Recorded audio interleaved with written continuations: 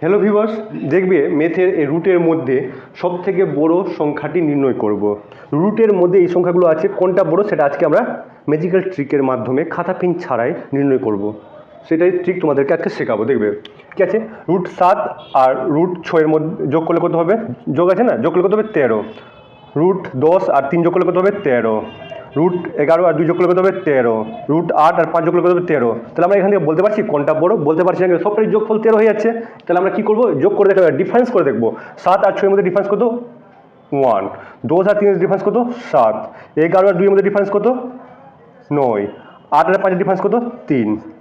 দেখবে যার ডিফারেন্স ছোট হবে সেই সংখ্যাটাই হবে বড়, আর যার ডিফারেন্স বড় হবে সেই সংখ্যাটা হবে ছোট। তাহলে কি হবে? এখানে দেখবে ডিফারেন্স সবথেকে ছোট কোনটা আছে? এই যে 7 আর 6 এর ডিফারেন্স কত? 1। তাহলে এই সংখ্যাটাই হয়ে যাবে সব থেকে বড়। তাহলে আমাদের অ্যান্সার হয়ে যাবে √7 + √6।